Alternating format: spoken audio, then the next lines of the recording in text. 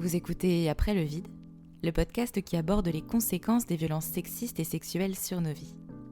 Je suis Romane, sophrologue spécialisée dans l'accompagnement des victimes de VSS, et je vous donne la parole sur ce podcast.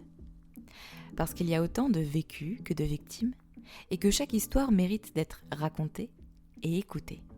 Au fait, si tu souhaites soutenir gratuitement ce podcast, tu peux t'abonner sur ta plateforme d'écoute préférée et lui attribuer la note de 5 étoiles. Merci. Bonjour à toutes et à tous, j'espère que vous allez bien. Bienvenue dans ce nouvel épisode d'Après le vide. Aujourd'hui débute une série un petit peu spéciale, puisque j'ai décidé de donner la parole à des professionnels de la santé, de la justice, de l'accompagnement, pour discuter des violences sexistes et sexuelles, mais aussi des moyens de les prévenir. Pour ce premier épisode, je reçois Mathilde Mironi, consultante en santé sexuelle infantile. Mathilde nous parlera de son métier. Elle nous offrira aussi des pistes de réflexion sur le consentement pour les tout petits et les un peu plus grands. Elle soulignera l'importance de nommer les parties du corps convenablement, d'expliquer clairement à l'enfant que personne n'a le droit de toucher son corps sans son consentement, et d'ouvrir un dialogue pour favoriser une communication saine et ouverte. Elle abordera aussi l'importance de remplacer le concept de secret chez les plus petits par celui de surprise afin de créer un environnement plus positif et surtout de prévenir la silenciation. Je vous souhaite une bonne écoute. Bonjour Mathilde. Bonjour. Comment tu vas ? Très bien, merci.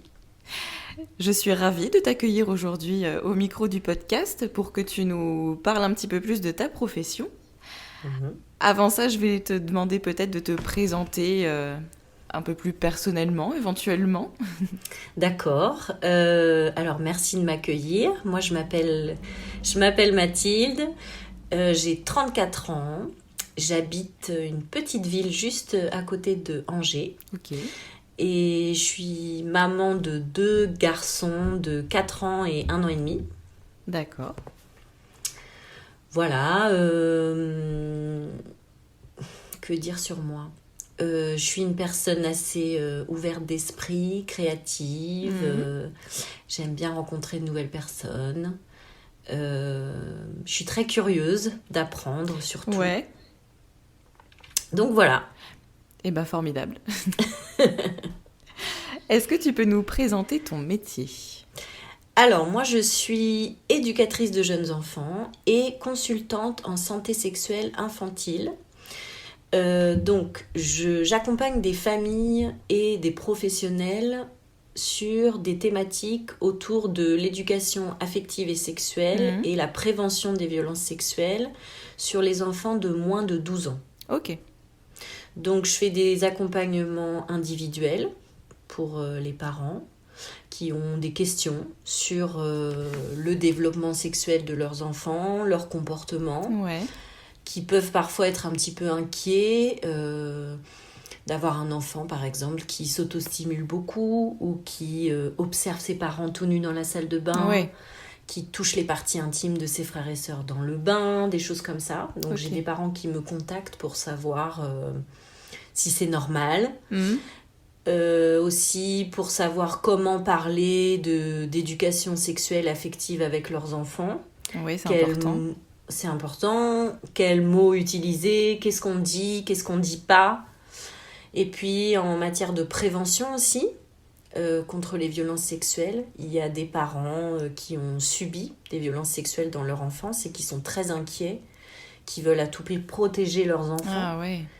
Et donc qui savent pas comment en parler en fait, qui savent pas ce qu'ils peuvent mettre en place, ils savent pas s'ils peuvent parler de leur histoire, ils savent pas comment protéger leurs enfants. Donc, c'est aussi des questions qui reviennent. Je propose aussi des formations pour les professionnels en lien avec les enfants, donc ça peut être des éducateurs, des enseignants, des travailleurs sociaux, moniteurs éducateurs, TISF, etc. Donc là, pareil, c'est pour leur apprendre à avoir les bons mots pour parler d'éducation sexuelle, surtout répondre aux questions des enfants. Oui. Et puis, encore une fois, les protéger, savoir leur expliquer les notions de consentement, d'intimité, de limite. Voilà.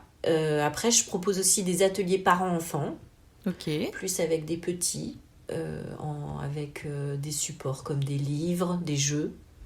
Justement, encore une fois, pour parler du corps, de l'anatomie, du fonctionnement du corps, mais aussi de l'intimité, des limites. Ouais. Tout ça. Bah écoute, ça a l'air super intéressant. Très intéressant. Peu connu comme profession encore. C'est une profession assez nouvelle.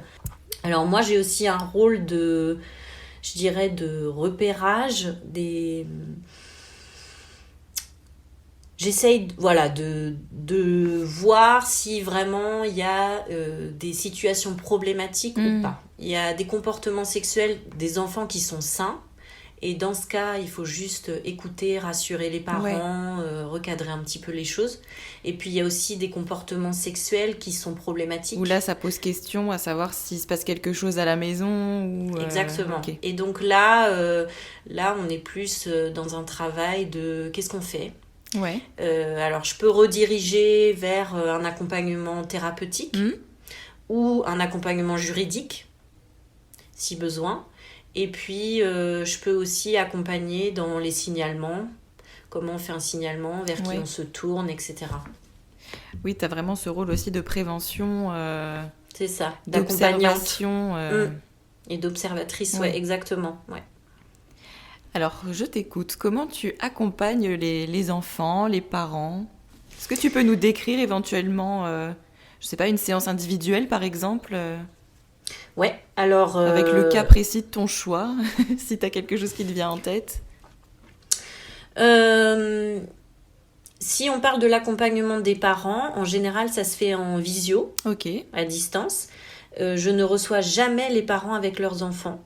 Ouais. Je préviens toujours, je ne souhaite pas que les enfants soient présents. Parce qu'on va se dire des choses d'adultes. Ouais.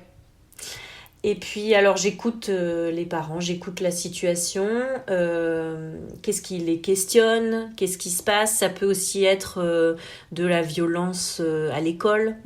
Ça peut être une situation, des attouchements, par exemple, entre cousins-cousines, entre frères et sœurs, au sein d'une fratrie, des enfants du même âge ou un plus grand et un plus petit. Et les parents sont hyper mal à l'aise. Ouais. Ils savent pas quoi faire. Il y a aussi le cliché, tu sais, du touche pipi, un peu genre c'est pas très grave, tu vois, c'est le touche pipi quoi. Alors que pas du tout, ça reste grave et il faut en parler. C'est ça. Faut pas le minimiser comme ça. Exactement. Souvent, on entend c'est un jeu. Oui, c'est ça. C'est un jeu entre c'est le les jeu enfants. Du touche pipi, du machin, ils se découvrent. Exactement. Non, il y a d'autres façons de se découvrir. Voilà. Alors en fait, quand c'est des enfants qui sont du même âge. Alors, bien sûr, ça dépend ce qu'ils font, mais c'est moins problématique que quand il y a une différence d'âge, quand il y a un écart d'âge. Là, on n'est plus du tout dans le jeu. Quand il y en a un qui a un peu plus l'ascendant sur le plus Exactement. petit. Ouais, il y a une domination qui s'installe, en fait, et puis c'est une agression sexuelle. Oui. D'ailleurs, les enfants qui vivent ça en grandissant, ils parlent plus du tout de jeu, hein. Ils disent clairement qu'ils ont subi une agression. Ils le savent au fond d'eux qu'il y a quelque chose de pas normal qui s'est passé. Et ils le vivent comme une agression parce que c'est une agression, c'est pas du tout un jeu. Donc oui, quelquefois, il faut recadrer ça. Et puis, il faut aussi faire entendre aux parents qu'il n'y a pas d'enfant agresseur. Moi, j'aime pas dire qu'il y a un enfant agresseur. Voilà, il y a un enfant qui a eu des comportements qui nécessitent un accompagnement. Oui. Mais c'est pas parce qu'un enfant touche les parties intimes d'un autre enfant ou le force à faire quelque chose on peut le catégoriser comme un agresseur. C'est un enfant qui a besoin d'être accompagné. Oui, c'est ça, c'est tout de suite qu'il faut le prendre en charge pour voilà, donc il faut recadrer les choses. Voilà, exactement ce que j'étais en train de dire. On parle d'un enfant, quoi. Oui. Et pas de panique, c'est pas parce qu'il y a eu un comportement à cet âge qu'il va devenir pervers ou agresseur toute sa vie, etc. Quelquefois, il faut aussi apaiser les choses. C'est sûr que ça peut être inquiétant, effectivement, pour les parents. Et c'est là, du coup, que tu interviens pour rassurer, pour expliquer. Exactement. Ça peut aussi créer des conflits énormes entre les parents. Oui. Si c'est des amis ou des frères et sœurs et il s'agit de leurs enfants entre cousins, ça peut être hyper problématique et aller super loin. Quelquefois, il faut aussi recadrer les choses et rediriger vers un accompagnement s'il y a besoin. Oui. Mais souvent, c'est un gros travail d'écoute et on parle d'un sujet tellement tabou, vraiment. Que les gens ont peu de connaissances. Et ils savent pas vers qui se tourner pour poser leurs questions. Ils ont honte. Oui. La sexualité, déjà, c'est tabou. Mais alors, la sexualité, quand ça touche à l'enfance, c'est d'autant plus tabou. Ouais.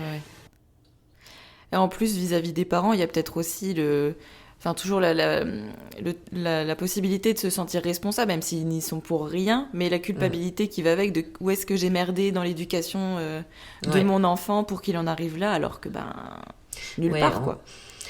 Et puis c'est très compliqué aujourd'hui. Les enfants ont accès à beaucoup d'informations qui sont la plupart du temps pas fiables, via les réseaux sociaux, via Internet, tous les écrans en fait. Tout ce qui passe à la télévision, etc. Et ils sont abreuvés, ils sont hyper connectés. Oui. Et en fait, ils comprennent pas ce qu'ils voient, ce qu'ils entendent. Et malgré tout, ils peuvent reproduire. Oui, ils intègrent tout ça, oui. Exactement, et c'est problématique. Donc, comme tu dis, c'est pas forcément la faute des parents, même si les parents portent toujours cette culpabilité. Oui. Il faut aussi les rassurer, les accompagner. Et puis, il y a un aspect qui, pour moi, est très important quand on parle de violences sexuelles subies par des enfants. Souvent, on pense à l'accompagnement de l'enfant, ce qui est très bien, ce qui est fondamental. Mais pas aux parents, du coup. Mais moi, je pense qu'il faut aussi accompagner les parents, parce que ça peut aussi être un traumatisme pour un parent. De savoir que son enfant a vécu des violences sexuelles. Et quelquefois, le stress du parent a un fort impact sur l'enfant, souvent même. Donc, si on ne prend pas en charge ce stress parental-là et ce traumatisme-là, en fait, on n'est pas pertinent, on n'est pas efficace. C'est vraiment une prise en charge globale de la famille qu'il faudrait... Moi, je pense qu'il faudrait exactement prendre en charge la famille globalement. Je trouve aussi les frères et sœurs. Oui. Quand il y a des histoires... je pense à un cas précis d'une famille où une jeune fille a été violée. Et cette jeune fille, elle avait 2 sœurs plus petites. Ouais. Et en fait, ça a eu des répercussions sur ces 2 sœurs. Ça a créé chez elle un gros stress. Une méfiance, elles ont entendu des choses mais elles n'ont pas bien compris, puis en grandissant elles ont compris, elles ont commencé à avoir peur des hommes, etc. Il n'y avait pas eu du tout d'accompagnement pour ces petites sœurs-là, et c'est pas du tout un blâme qu'on peut faire aux parents parce qu'ils étaient déjà tellement en fait c'est ça, tu te tournes vers l'enfant qui a été victime, et puis c'est vrai que les autres sont un peu mis de côté involontairement. Exactement. Parce que ce que tu dois gérer déjà mentalement, psychiquement pour ton enfant agressé. C'est tellement difficile déjà de gérer ça. Mais donc moi ça peut être aussi mon rôle de dire prenez soin de vous aussi. Parce que quand on ne prend pas soin de soi en tant que parent, c'est difficile d'accompagner son enfant. Oui. Et puis, c'est difficile aussi d'accompagner ses autres enfants, une fratrie, etc. Ça peut avoir un impact sur le couple. Donc, pour moi, c'est un accompagnement familial, en fait, global, qui est important. Ouais, t'es vraiment là pour leur faire le petit pas de côté, en fait, pour qu'ils prennent du recul. Exactement. Moi, après, je ne suis pas thérapeute. Différemment. Donc moi, je ne peux pas proposer un accompagnement sur plusieurs séances. En général, on se voit une fois. Okay. On peut se revoir, notamment si j'ai vu la maman et que le papa, finalement, a aussi besoin d'en parler avec moi. Ou c'est possible. Mais moi, je ne suis pas thérapeute. Je ne suis pas psychologue. C'est pas ma spécialité. Par contre, je connais des gens, j'ai des contacts qui sont compétents dans ce domaine. Voilà, donc je peux rediriger. Mais c'est pas mon travail de faire de l'accompagnement. Donc toi, sous la plupart du temps, tu vois les familles une seule fois et après... Ok. Dans le cadre de l'accompagnement parental individuel, Ok. souvent, ouais, c'est une seule fois. Et alors au niveau des enfants, comment tu... Alors, les enfants, moi, j'interviens pas dans les écoles, Ok. en tout cas pas pour l'instant. Mais c'est quelque chose qui est possible. C'est quelque chose D'accord. qui est possible, bien sûr. Donc maintenant, l'éducation affective et sexuelle, elle est obligatoire dans les écoles. Il y a 3 heures qui sont obligatoires par an. C'est Souvent, très mal reçu, non? c'est très mal reçu. Parce Parce que que, je vois parce que souvent c'est pas des... toujours bien fait non plus. Ouais, mais je vois souvent des choses passer de parents qui sont en train de vraiment péter un câble parce que on parle de sexualité entre guillemets à leurs enfants, qui sont en mode non, non, non, non, c'est pas... La sexualité n'a pas sa place à l'école avec les petits, etc. Alors qu'en fait, on parle de prévention, de sensibilisation, Exactement. et En pas fait, de comment on va faire le Kama Sutra, quoi. Faut aussi remettre exactement. l'église au milieu du village. Bah oui, moi c'est ce que je dis toujours. Je suis pas là pour donner des cours de Kama Sutra aux enfants.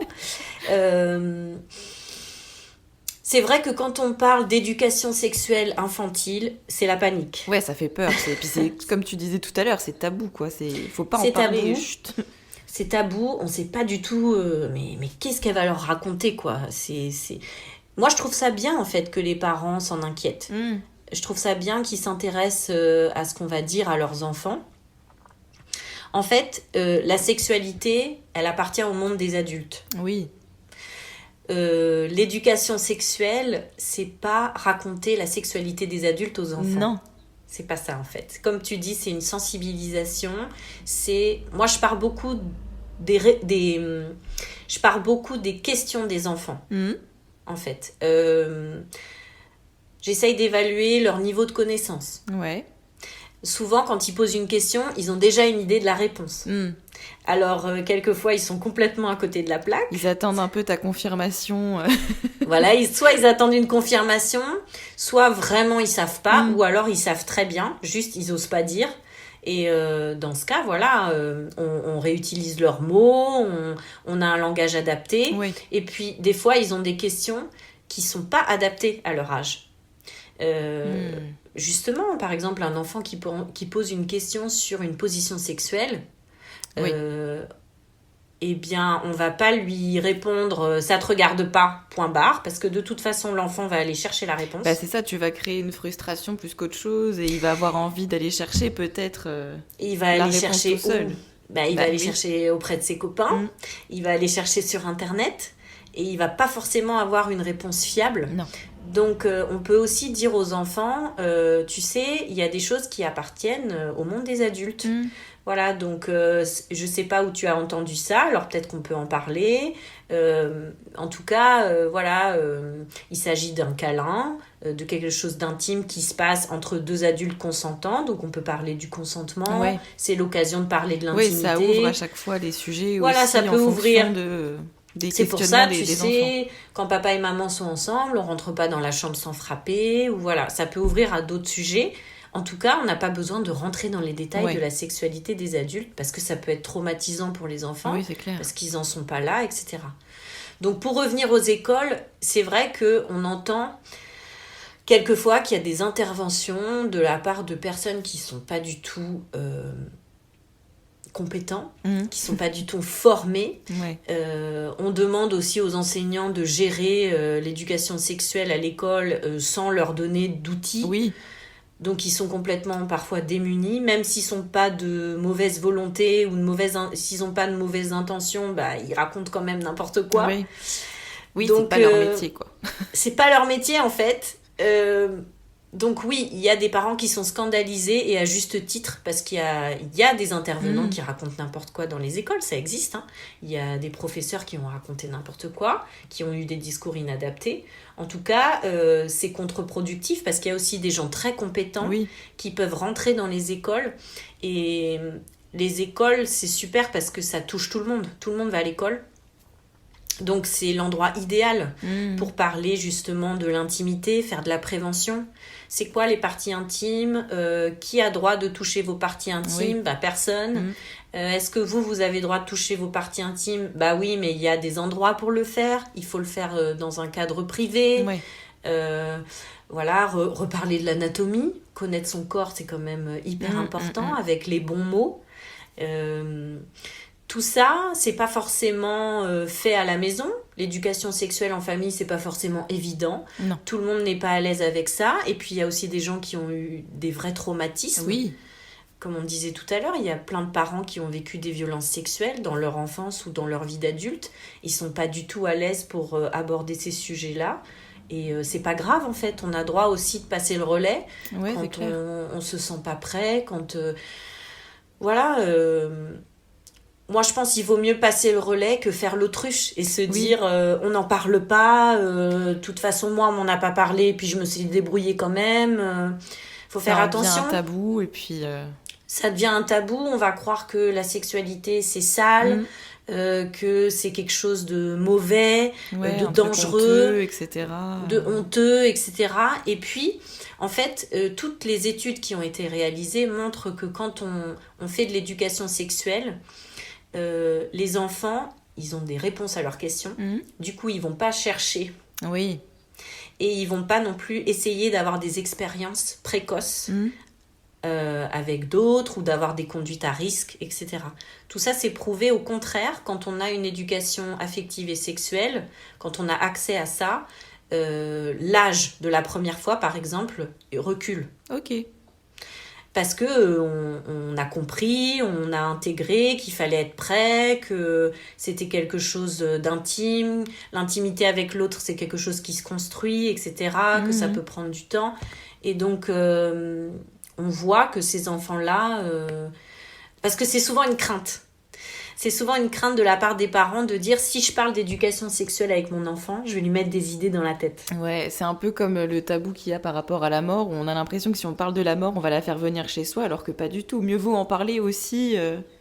librement, ouvertement. Ouais. Et puis les enfants, souvent, ils passent à autre chose. Ça les traumatise pas. Voilà...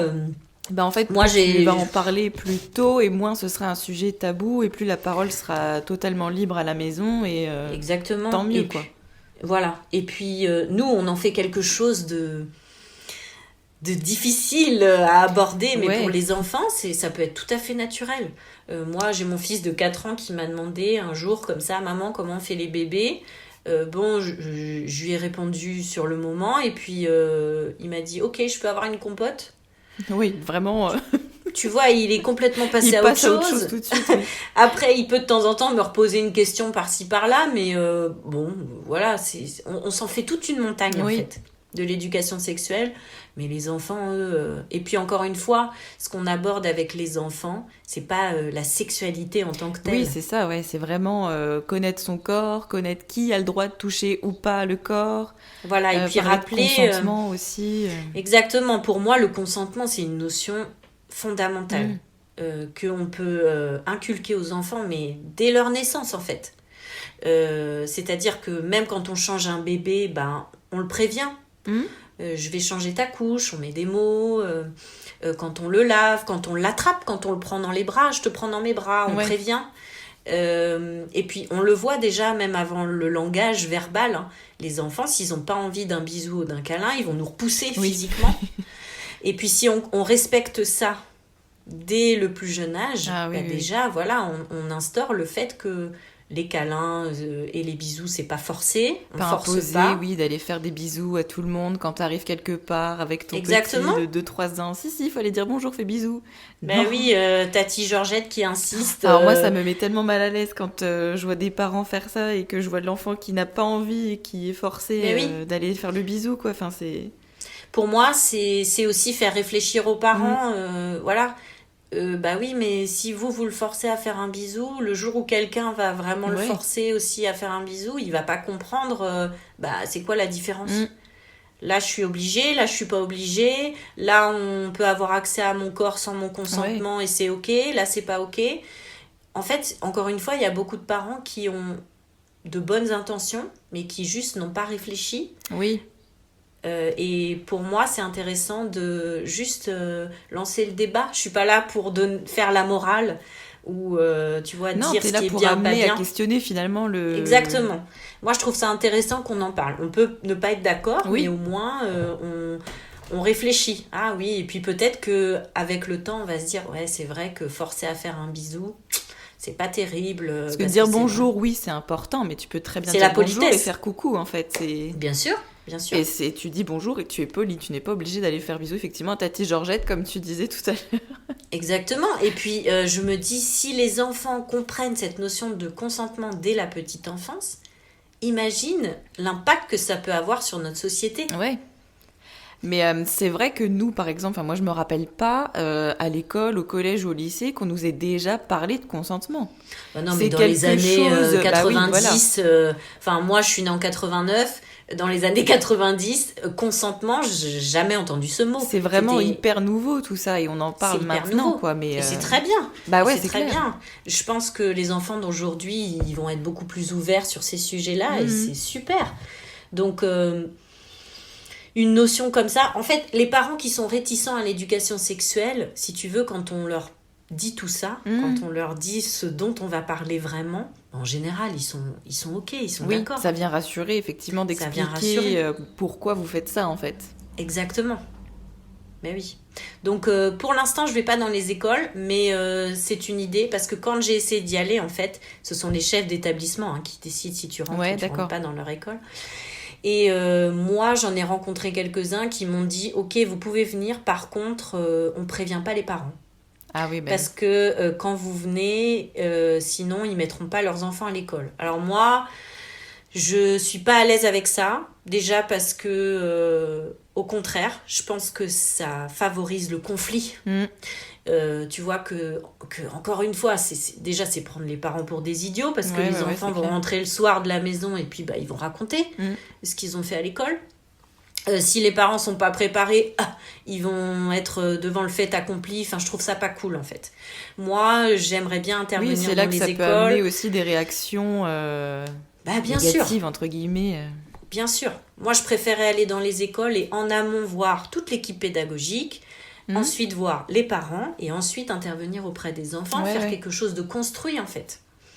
Et pour l'instant, j'ai pas trouvé d'établissement qui soit en accord avec ça. Donc je le ferai peut-être un jour, mais voilà. Donc moi, je préfère pour le moment agir auprès des parents et des professionnels qui, eux, sont en contact direct des enfants. Ok. Donc ça peut être des professionnels de crèche, les animateurs qui sont dans les centres aérés, les éducateurs qui sont dans les foyers, etc. Oui, tu interviens avec vraiment toute personne qui est au contact d'enfants. Ouais, j'aimerais bien aussi aller former les gens qui travaillent dans les bibliothèques.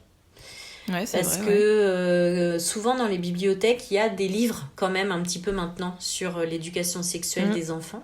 Et les parents, des fois, ils tombent dessus sans savoir vraiment de quoi le livre parle. Ils sont mal à l'aise. Donc, je pense qu'il pourrait aussi y avoir tout un petit travail de prévention et de communication autour de ces sujets à travers les personnes qui travaillent dans les médiathèques, dans les bibliothèques. Oui, c'est vrai que ça pourrait être vachement intéressant de pouvoir faire ça. En fait, l'éducation affective et sexuelle, elle peut être partout. Oui. Elle peut être partout où il y a des enfants. La réflexion autour de tout ça, vivre en société, c'est vivre avec les autres. Et donc, ça s'apprend en fait.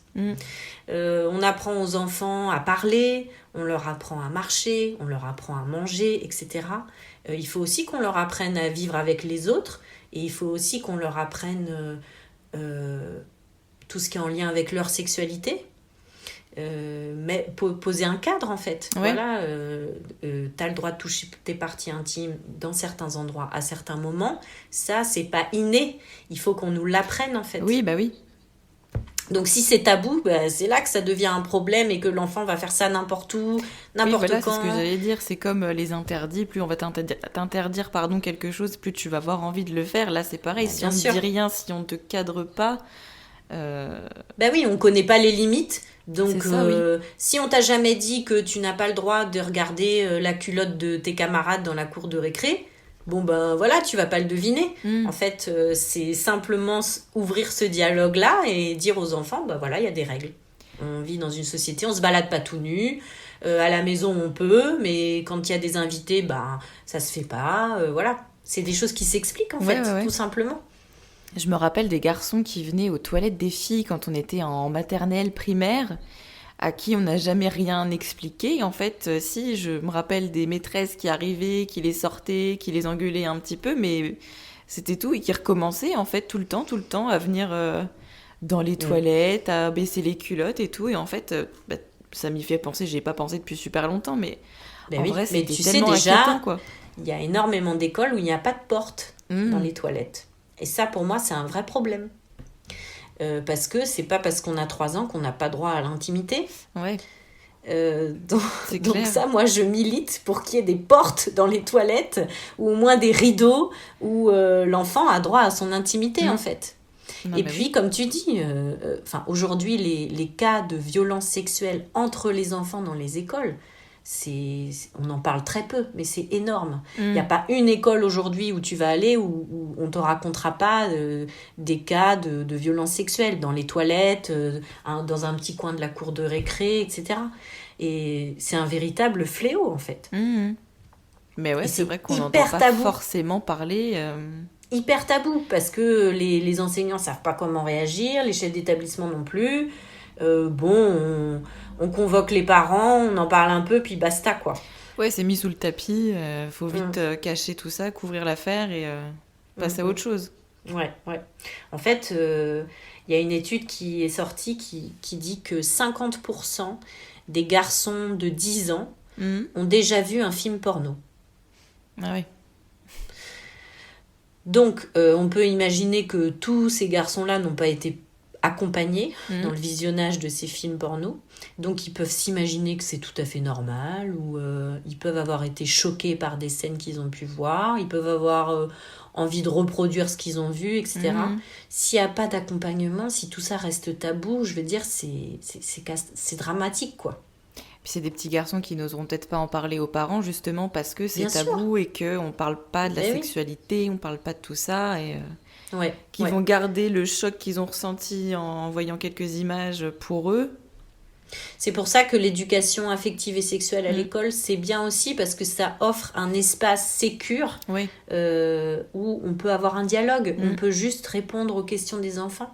Moi, c'est ce que je dis souvent, il faut partir des questions des enfants. Oui, c'est clair. Ça te on permet n'est de pas là- rebondir sur plein de choses en plus, où vraiment Ben voilà, à on toute peut rebondir. possibilité de sujets, de discussions. Comment ton métier t'impacte personnellement? Alors forcément, quand on est confronté à des histoires de violences sexuelles, c'est difficile à entendre. Ouais. Je pense notamment à des situations d'inceste. C'est difficile. Moi, je travaille pas pour la brigade des mineurs. Donc, quand un enfant vient me révéler une situation, j'ai pas à connaître les détails. Ouais. Je pose pas de questions, je suis pas intrusive. J'accueille la parole de l'enfant. Mais je ne cherche pas à savoir si ce qu'il me dit est vrai, dans quel cadre c'est arrivé, etc., en fait. Ensuite je vais prévenir, justement, je vais signaler ce cas pour qu'ensuite il y ait une enquête, etc. Mais ça, c'est plus de mon ressort. Mais c'est vrai que c'est toujours choquant. Oui. Alors avant, je suis toujours éducatrice de jeunes enfants, et moi, en début de carrière, j'ai travaillé en protection de l'enfance. Ok. Donc je travaillais dans un village d'enfants. Le projet de ce type d'établissement, c'était d'accueillir des fratries ensemble dans une maison. Et donc nous, les éducateurs, on les accompagnait au quotidien. Donc ils vivaient dans la maison avec nous. Et quand on est éducateur dans la protection de l'enfance, on a accès au dossier des enfants. Ouais. On a accès justement à leurs témoignages auprès de la police, etc. Ouais, t'as tout. Ouais, là par contre, on a les détails, et là c'est très difficile. Les enfants, parfois, ils vivent des situations qui vont au-delà de ce qu'on peut imaginer. Ouais. Il y a des violences sexuelles sur les enfants qui sont abominables. C'est très difficile d'imaginer que ça puisse être réel. Donc, faut savoir aussi prendre un peu de recul, même si on est très empathique. Parce que si on l'est trop, on ne peut pas accompagner correctement les enfants. Oui, c'est sûr. Faut réussir à mettre la bonne distance, entre guillemets, pour C'est être toujours là sans que ça difficile t'impacte d'utiliser ce trop. mot de distance, Oui, mais oui, c'est ça. oui, C'est c'est ça. pour imager. C'est pas réellement le terme qu'il faudrait. Est-ce qu'il y a un terme qui existe mieux que ça? Je sais pas forcément. Je réfléchis, mais Bah ouais, c'est toujours c'est ça, compliqué. On prendre est la obligé de distance, parler de prendre du distance. recul. C'est Et puis c'est vrai que depuis que je suis devenue maman, c'est d'autant plus impactant. ouais, parce que là, ça vient toucher. Bah oui, voilà, forcément, je dirais que ça m'impacte aussi parce que je suis beaucoup plus parano qu'avant Ouais, avec mes propres enfants. Je suis peut-être parfois peut-être trop vigilante. Euh, donc forcément, bah, j'échange beaucoup avec eux. Alors mon dernier, il a 1 an et demi, donc j'échange pas encore beaucoup avec lui oui, sur tout ça. Mais mon fils de 4 ans et demi, on en parle pas mal, quoi, de l'intimité, etc. Il répète toujours, maman, c'est mon intimité, voilà. ouais, Mais maman, tous les corps sont beaux, etc. Voilà, des petites choses comme ça. trop bien. Ouais, je suis très fière de ce que je lui transmets, en Ouais. fait. Et j'essaye de pas leur transmettre non plus trop mes angoisses. Oui, Parce que forcément, quand on passe son temps à lire des livres sur la pédocriminalité, oui, sur c'est sûr que un ça moment, ça impacte. doit aussi tourner en boucle. Là, tu vois, c'est le moment d'inscrire les enfants dans les colonies de vacances, les centres aérés, etc. Bon, bah, moi, clairement, c'est des choses qui m'angoissent, quoi. Oui, bah oui. Qui m'angoissent. Dès que j'ai plus les yeux sur mes enfants, voilà, je suis un peu angoissée avec ça. Donc, je dirais que ça m'impacte dans ce sens-là, dans ma vie de mère, c'est Oui. certain. Après, j'essaye aussi de déconnecter mon cerveau de tout Ouais, ça. j'allais te demander justement si t'avais si tu mettais des choses en place pour te préserver, entre guillemets. On est obligé pour se préserver. Alors déjà, moi, je me fais superviser par ma psychologue. Ok. J'ai une psychologue personnelle avec qui j'aborde certains cas Ouais. qui ont pu m'atteindre. Il y a aussi, bien sûr, des situations qui font effet miroir avec toi. Hein. Forcément, quand Oui, bah tu oui. es travailleur social, tu vas pas par hasard. Non. Donc, il y a des situations qui sont parfois proches de ce que toi, tu as vécu. Et là, il faut être très vigilant.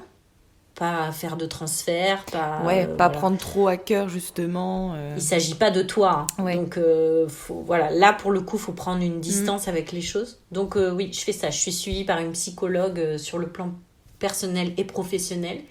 Et puis, j'ai des collègues aussi consultantes avec qui on échange. Et puis, j'essaye de faire autre chose, quoi. De faire des choses où... d'aller courir, De pas faire des choses que de créatives. lire des livres sur la pédocriminalité, du coup. Voilà, des fois, c'est un peu une obsession, tu sais. Oui. Tu regardes le Netflix et puis tu vois, ah ouais, il y a une enquête sur l'affaire Outreau et tout. Quelquefois, mon conjoint me dit, bon, là, c'est le soir, en fait. On peut Passe aussi à autre regarder chose. des choses un peu, tu vois, légères, rigoler. Donc ça, c'est hyper important de garder ça en tête, en fait. Mon mec Et puis, il me dit en la plus- même chose. Passe à autre chose des fois. Lis autre chose que des livres sur les agressions Bah oui. sexuelles, sur le viol. Enfin vraiment. Et puis en plus, quand on parle de ce qu'on fait aux autres, toi, c'est pareil, ça doit t'arriver quand tu dis que tu fais ce podcast. Les gens tout de suite s'ouvrent à toi et commencent à raconter leur histoire personnelle ou... Bon, et il faut se protéger aussi de ça parce qu'on ne peut pas accueillir la parole de tout le monde, quoi. Il ne faut pas non plus que ça nous envahisse. On s'ouvre à moi sur les réseaux, tu vois. Par contre, quand j'en parle dans la vraie vie, entre guillemets, enfin la vraie vie, Ouais. là c'est plutôt en mode oula, chat noir. Ah ouais. J'avais Parce fait que- un salon du bien-être là en février. Alors bon, passons. Mais du coup, en fait, moi, avant d'être spécialisée dans l'accompagnement des VSS, j'étais spécialisée, enfin, je suis toujours d'ailleurs spécialisée dans l'accompagnement du deuil. Donc, si tu veux, au milieu de toutes ces personnes Oh là là. qui vendaient la positivité toxique à 2 balles et machin, les injonctions au lâcher prise, etc. Moi, j'étais vraiment le machin négatif du truc, enfin, du salon, c'est en mode oula, on va pas la voir celle-là, elle a pas l'air de respirer la joie de vivre. Alors moi, ça m'arrive sur les réseaux. Ouais. Des fois, il y a des gens qui racontent leur histoire sur un post Instagram. Ils mettent en commentaire des choses hyper intimes, ce qui me met mal à l'aise parce que je me dis, ils se rendent pas compte qu'ils étalent ça sur la place Oui. publique, quoi. Peut-être qu'ils ont besoin d'en parler. bon, c'est toujours un peu délicat. Et puis, ça m'arrive en soirée, on est en train de boire une bière et qu'est-ce que tu fais, toi, dans la vie? Je suis consultante en santé sexuelle infantile. Alors là, ça y est, on part dans les grands débats où en effet, on se confie sur son histoire personnelle. Oui. Ça m'arrive. Donc, j'essaye de tourner ça un peu à la rigolade. Voilà. Oui. Allez, on passe à autre chose. Ouais, voilà. J'en boirais bien une bière. En fait, ce qui est bien aussi dans mon métier, c'est qu'il y a l'aspect prévention des violences sexuelles, mais il y a aussi l'aspect éducatif. Tu vois, c'est quand même plus léger quand on parle de tout ça, du corps, de l'intimité, etc. Puis ça vient aussi libérer un peu la parole différemment, en fait, avec le versant éducatif, comme tu disais. Ouais. Et en général, les gens font une tête bizarre quand je dis santé sexuelle infantile. Et puis quand on commence à en parler, voilà. Ils comprennent ce que tu fais. Ils comprennent et puis souvent on est d'accord, on échange. Ah, c'est vrai que j'en ai jamais parlé avec mes enfants de ça. C'est vrai, à partir de quel âge je peux leur parler des règles, des choses comme ça. Et puis, voilà. Oui, ça amène des réflexions et c'est ça que je trouve super intéressant. C'est aussi pour ça que j'aime bien Instagram, parce qu'on peut faire passer des messages aussi. C'est clair. De manière parfois un peu rigolote, tu vois, on peut susciter des réflexions chez les parents et je trouve ça chouette en fait. Ouais, je suis totalement d'accord avec toi. Je trouve ça bien. Il n'y a pas que du mauvais dans les réseaux sociaux. Non, quand on suit les bonnes personnes et qu'on fait, qu'on arrive à prendre du recul aussi après par rapport à ce qu'on voit. Exactement, ouais. On peut rencontrer aussi des bonnes personnes, on peut avoir des infos fiables. Comme tu dis, il faut suivre les bons comptes, faut prendre du recul. Il faut avoir la maturité nécessaire pour le faire. C'est pour ça que pour moi, c'est pas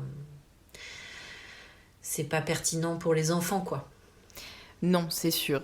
Ça, pas autour de 10, 12 ans, 13 ans. Ouais. Et pourtant, il y en a beaucoup. Parce qu'il y a de plus en plus de contenu porno qui circule sur Instagram, même sur TikTok. J'ai déjà vu des films scindés. Je me suis dit, mais what the fuck? Moi, j'étais aussi bénévole au planning familial de Tours. Il y a plus de 10 ans. Et à l'époque, on intervenait beaucoup dans les collèges et les lycées pour faire de la prévention autour de la sexualité. Mais il y a 10 ans, c'était pas les mêmes problématiques qu'aujourd'hui. Parce qu'il y a même 13 ans. Il y a 13 ans, il y avait quand même beaucoup moins accès aux réseaux sociaux, moins de contenu, etc. Et je pense que... Alors déjà, à l'époque, j'étais choquée par certains propos des jeunes... par des connaissances qu'ils avaient, qui étaient complètement... Voilà. Mais aujourd'hui, je pense que ça doit être encore à un autre niveau, quoi. Ouais. Typiquement, moi, ma sœur, elle est au lycée, là. Et des fois, elle me raconte des trucs, mais je me dis, mais quoi? Ou j'ai reçu sur le podcast Justine, il n'y a pas très longtemps, et qui a subi des violences sexuelles à l'adolescence, commises par du coup son copain entre guillemets, j'aime pas dire copain, enfin son agresseur, mais quand ils avaient entre 13 et 16 ans. Et c'était un jeune en fait qui avait été bercé par le porno, par tout ça, et qui reproduisait des trucs. Enfin vraiment, l'épisode il est vraiment qui m'a le plus marqué et choqué en fait, parce que je me suis dit des trucs mais comme ça, mais si jeune, enfin c'est... En fait, c'est hyper vraiment... violent. Si tu veux, dans mon parcours professionnel, il y a eu ça. Il y a eu... quand j'étais bénévole au planning familial, donc, et qu'on allait dans les collèges et lycées, j'étais quand même choquée de ce que je pouvais entendre à l'époque. Et puis, il y a eu aussi mon travail en village d'enfants, où je voyais quand même beaucoup d'agressions sexuelles entre les enfants, qui reproduisaient finalement ce qu'ils avaient malheureusement vécu dans leur enfance. Et les professionnels étaient assez démunis, on n'avait pas d'outils, on ne savait pas quoi faire, comment en parler, etc. Et de toutes ces expériences, je me suis vraiment dit, en fait, il faut prendre les choses autrement, il faut en parler bien plus tôt avec les enfants, en fait. Au collège, c'est déjà trop tard. Oui, c'est ça, c'est vraiment... Arriver à la puberté, c'est déjà trop tard de parler de consentement pour moi. C'est bien trop tard. Oui, c'est pour ça que c'est important de pouvoir en parler quand ils sont vraiment petits, dès le début de la vie finalement, je pense, en fait. Ouais, exactement. Je pense qu'il y a des petites choses qui peuvent être instaurées dès le début de la vie. Et puis, il faut aussi que nous, en tant qu'adultes, on fasse attention à nos comportements. Je pense par exemple à l'hypersexualisation des enfants. Aujourd'hui, on J'avais vu déguise... ton Reels sur Claire, j'étais là, mais waouh. Ok. Ouais. Bah ouais, il y a des magasins comme Claire's, il y a des magasins de vêtements, etc., qui vendent des accessoires et des vêtements inappropriés pour des jeunes enfants. C'est des petites filles, quoi, c'est pas des poupées. Et même la différence de coupe au niveau des vêtements pour les filles et ceux chez les garçons. Les shorts sont plus courts. Les t-shirts aussi. C'est plus, ça moule plus. Enfin, Et en fait, c'est des enfants, quoi. Stop. C'est pas si évident comme sujet parce que, par exemple, moi j'ai fait une vidéo sur Instagram là-dessus, donc justement où je vais chez Claire's et puis je vais sur leur site internet et je montre un petit peu ce qu'ils vendent pour les moins de 12 ans. Et si on va voir dans les commentaires, il y a maintenant des jeunes filles qui commentent et qui ne comprennent pas en fait où est le mal et qui me disent mais nous on fait ça pour s'amuser, on trouve ça rigolo, etc.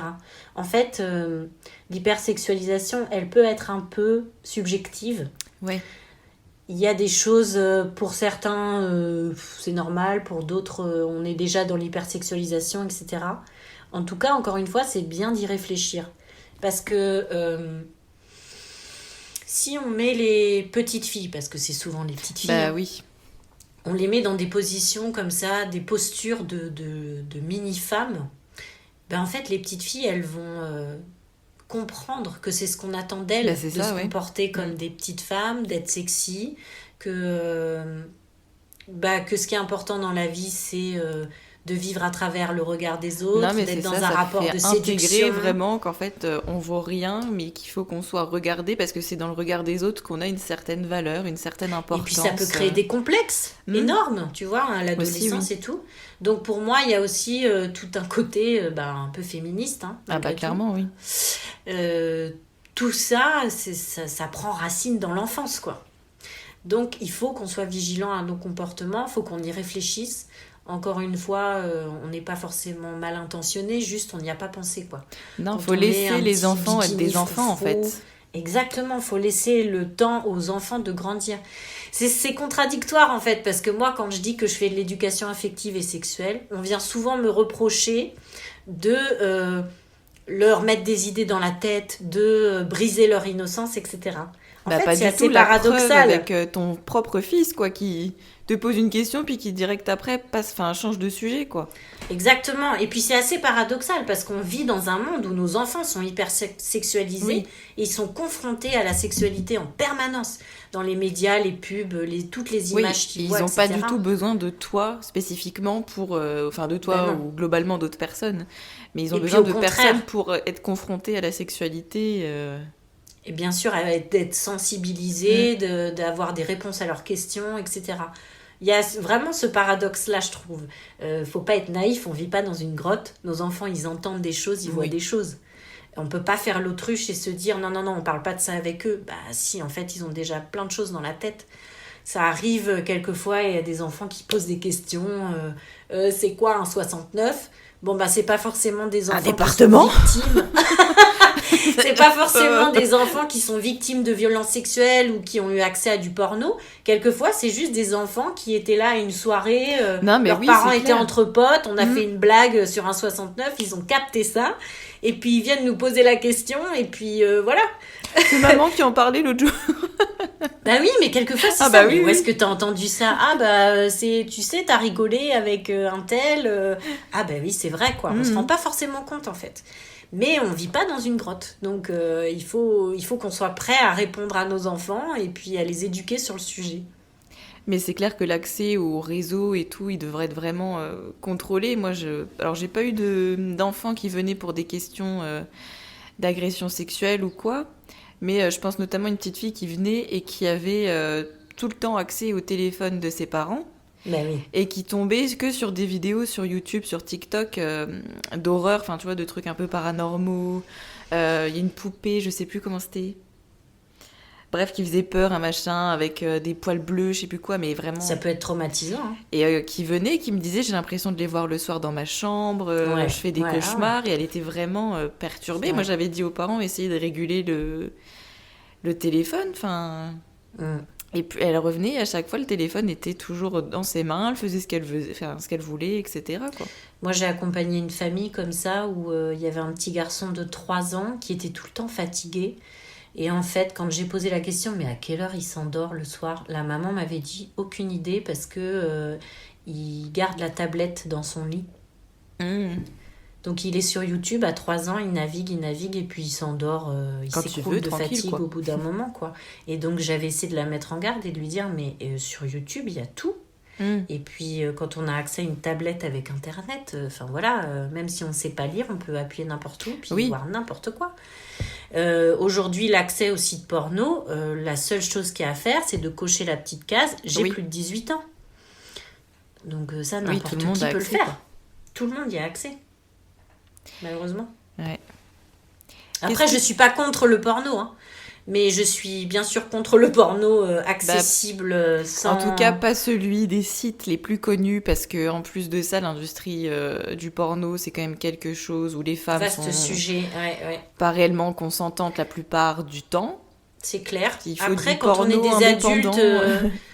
Les adultes font ce qu'ils veulent, tu vois, et puis s'ils ont conscience qu'ils regardent des films, c'est de la fiction, tu vois. Oui. Dans la vraie vie, vraiment, on ne peut pas faire des trucs comme ça. Pas toute la journée. Non, c'est clair. Mais le porno pour les enfants, non, c'est un fléau, ça aussi. Qu'est-ce qui te plaît le plus dans ton métier ? Ce qui me plaît le plus, c'est les échanges. Les échanges avec les parents, c'est de me dire que j'ai suscité chez eux une petite réflexion, quelque chose. De me dire que peut-être maintenant ils vont avoir un vocabulaire adapté avec leurs enfants, qui vont plus avoir peur de répondre à leurs questions. De me dire aussi que peut-être je contribue à la protection, j'espère, de certains enfants. Que si on est confronté à une situation de maltraitance, de violence, qu'on réagisse en fait. Il y a des enfants qui sont agressés sexuellement au quotidien au sein de leur propre foyer. Si on n'intervient pas, ça peut durer des années, ça peut être des centaines, des milliers de viols pour ces enfants. Donc, pour moi, c'est hyper important d'agir, d'intervenir le plus tôt possible.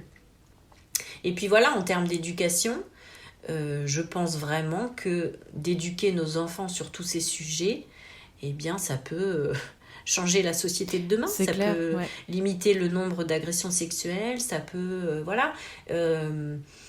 alors bien sûr, on va me dire, on ne peut pas empêcher... des personnes de devenir agresseurs plus tard et tout. Non, mais il y a aussi des situations, il y a plein d'histoires où il y a des viols où c'est pas si évident. Savoir repérer que l'autre est consentant ou ne l'est pas, non, mais pas c'est ça, il y a clairement un problème au niveau du consentement. Alors on en parle de plus en plus et tant mieux, mais ça reste encore quelque chose de flou, pas assez abordé. Exactement, et que déjà si dès l'enfance on a conscience de ça, si déjà on apprend aux enfants, si tu veux donner la main à Léa, pose-lui la question, est-ce qu'elle est d'accord pour te donner la main, Léa ? Ça, c'est des toutes petites choses. Non, mais oui.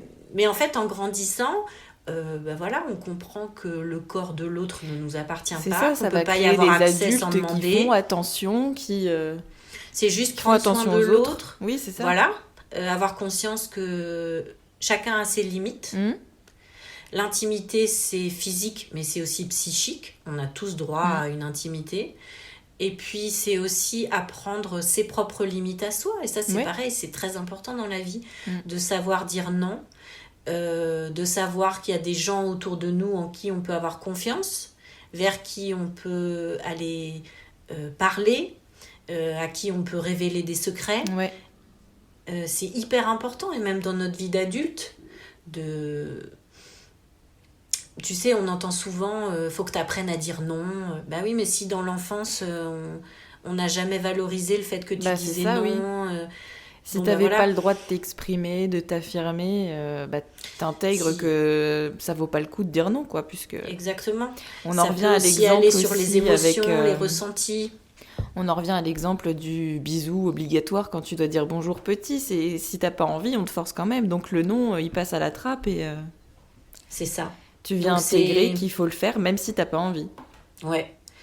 Pour moi, c'est vraiment contribuer à...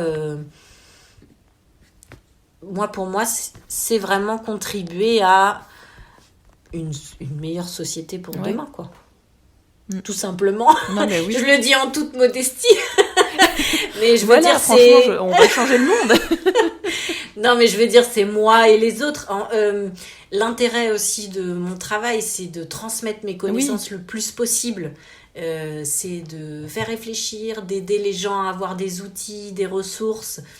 Il y a plein de livres qui existent, il y a plein de podcasts super, on a accès à plein de choses.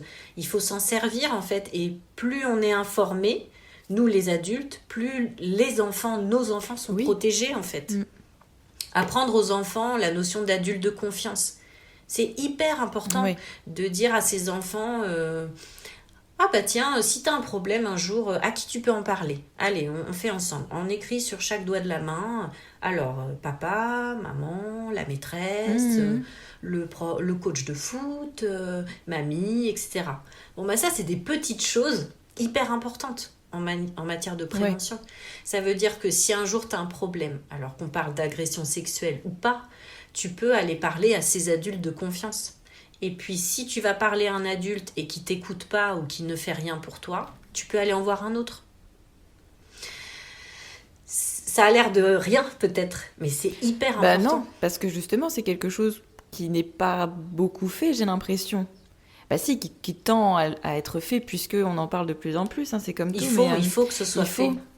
C'est comme aussi dans le cas où un adulte vient toucher un enfant sans son consentement, etc. Il faut aussi lever la notion de silence, de secret, etc. et dire non, si on te demande de garder le secret, tu le dis quand même.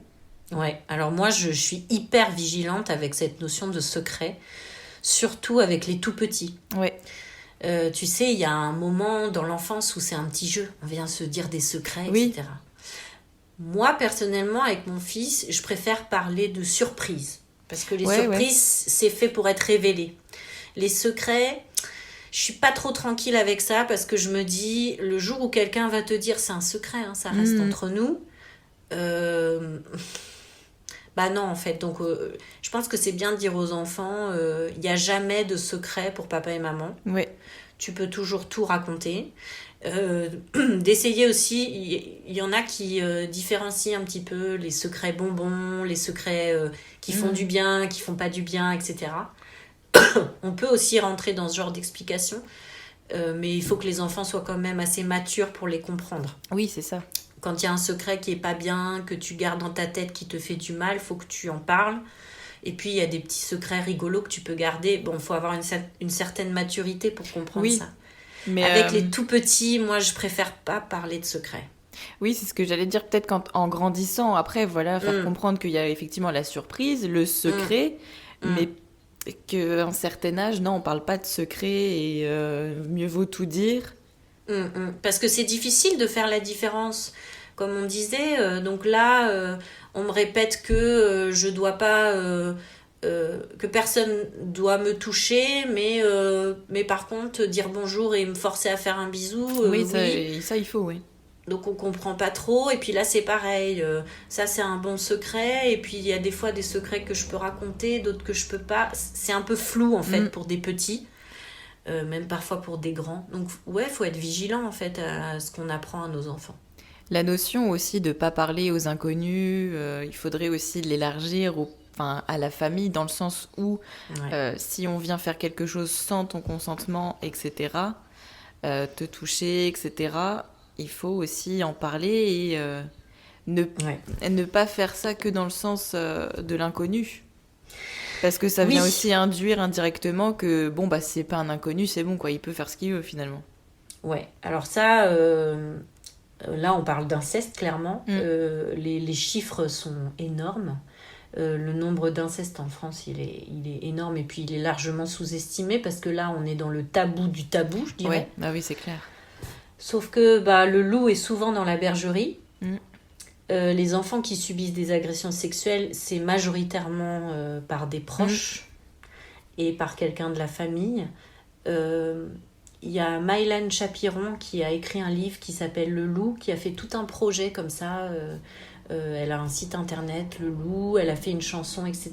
Où justement elle parle d'inceste, c'est très bien fait. Oui, il faut en parler. Exactement, c'est pas que un inconnu qui peut nous faire du mal. Et puis on peut avoir confiance en un adulte, mais la confiance, elle n'est pas pour toujours. La confiance, elle peut être brisée. Quelquefois, on fait confiance à des gens et puis en fait, on est trahi. Donc, oui, il faut faire attention. Si tu sens que tu as peur, si tu te sens en danger, menacé, pas respecté, n'hésite pas à en parler, etc. Oui, il faut le dire. Même si l'adulte te dit c'est notre petit secret. Faut en parler. En fait, c'est quelque chose qui fait peur. Encore une fois, on se dit mais on va traumatiser les enfants à leur parler de ça. Alors, c'est vrai que quand on fait de la prévention, il faut être vigilant. En fait, oui, c'est ça. Il faut avoir les bons mots, la bonne explication pour pas tomber directement dans la peur chez l'enfant, mais... Exactement, il faut jauger ça, quoi. Il faut pas faire paniquer les enfants. En même temps, il faut les prévenir. C'est important. Parce que s'il leur arrive quelque chose, il faut qu'ils puissent aller en parler vite. Et puis, bien sûr, il faut leur apprendre à dire non, mais c'est pas si simple de dire non, c'est plus compliqué que ça. Et puis, quelquefois, on n'est pas en capacité de le faire. Quelquefois, on le dit et puis on n'est pas écouté. Donc ça suffit pas d'apprendre aux enfants à dire non, de valoriser le nom de l'enfant. Il faut aussi en effet expliquer que toucher les parties intimes, c'est interdit. Personne n'a le droit de toucher tes parties intimes.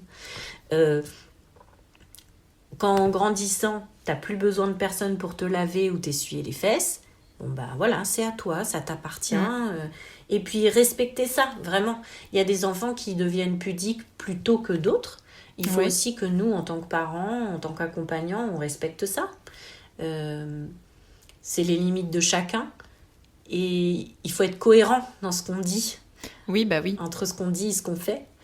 Donc voilà, même avec les médecins, même quand on a des rendez-vous médicaux, bien sûr, quand on est dans du soin, des fois on n'a pas le choix. Quand on doit être soigné, on doit parfois toucher les parties intimes, on doit se déshabiller, etc. Il y a quand même une manière de faire, on peut quand même demander. Ah oui. Voilà, on peut quand même accompagner ça, on peut quand même demander, ne pas forcer, etc.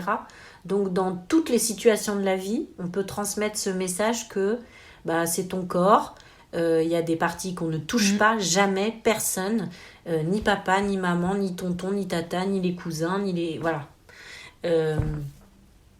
Il y a des petits livres comme ça qui sont super.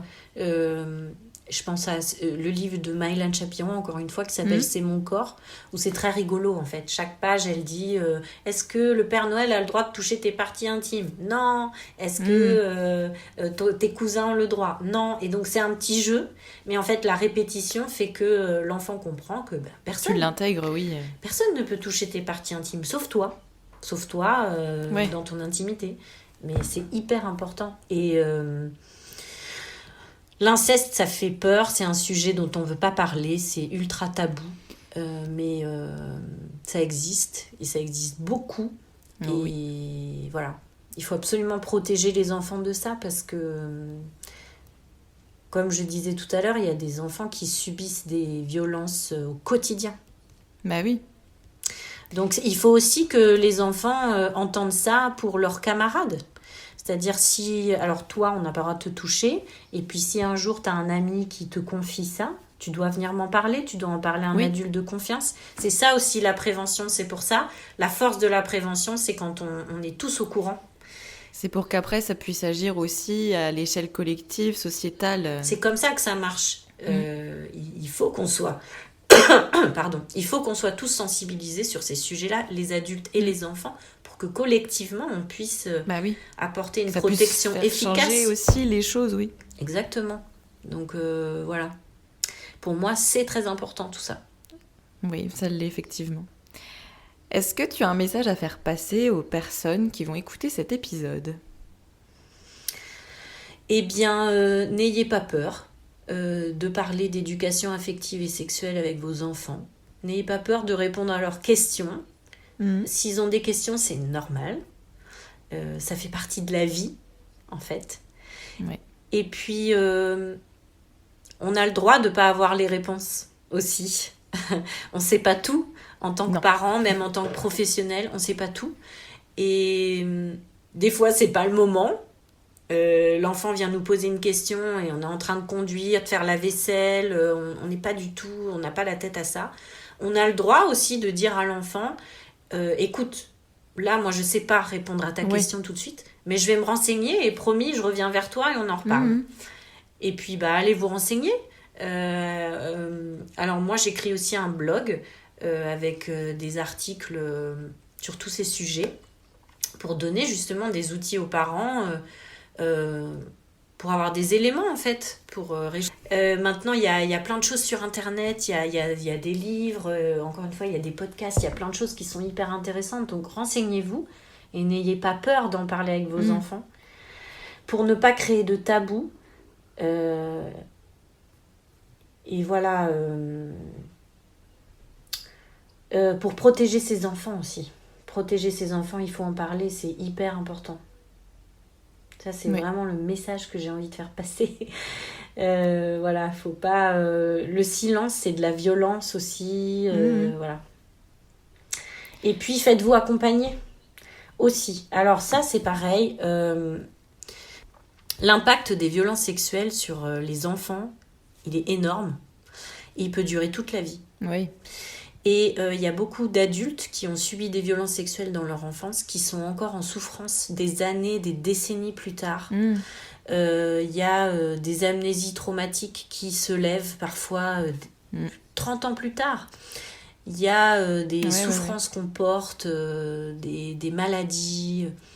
Faites-vous accompagner. On peut s'en sortir, on peut aller mieux. C'est hyper important de le dire. En fait, il y a des gens qui vivent comme ça dans leur souffrance pendant des années. Et puis quand ils ont des enfants, ça vient réveiller des choses. Quand ils ont des enfants qui leur posent des questions, ça vient réveiller des choses. Ou souvent, au moment de l'accouchement, de la naissance, c'est des sujets qui reviennent. Il y a des professionnels qui sont formés et qui peuvent vous accompagner là-dedans. Ne restez pas en souffrance comme ça. Et voilà, les enfants peuvent être accompagnés. Et l'accompagnement, souvent, plus il est fait tôt et plus il fonctionne bien sur les enfants. Oui.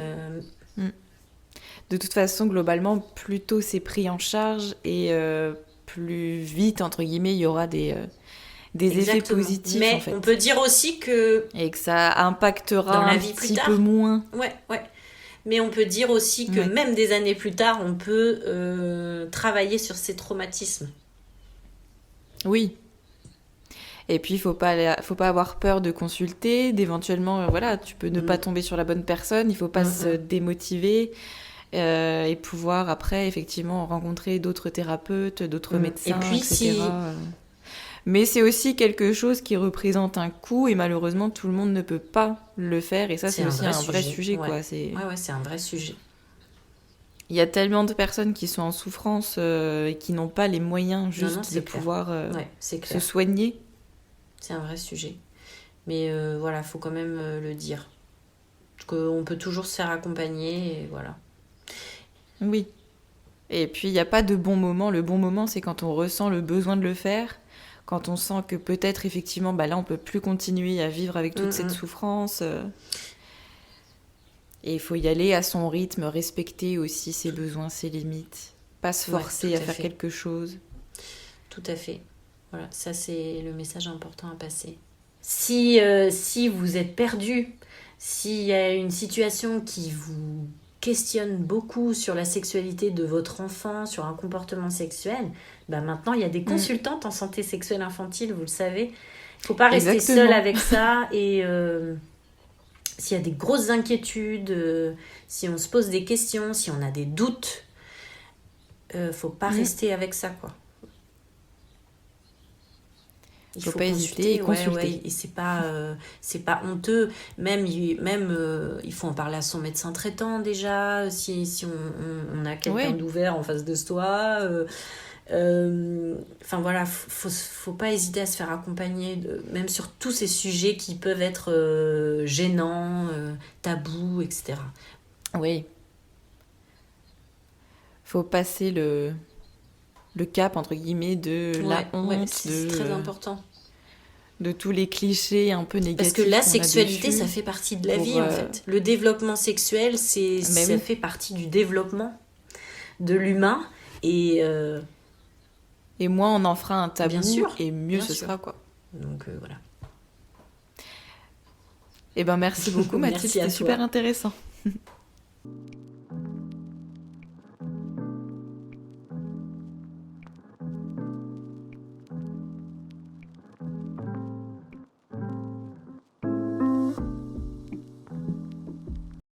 Un grand merci à toi, Mathilde, pour ta participation sur le podcast. Et pour vous, chers auditeurs, je vous mettrai tous les liens en barre d'infos pour retrouver Mathilde sur les réseaux sociaux.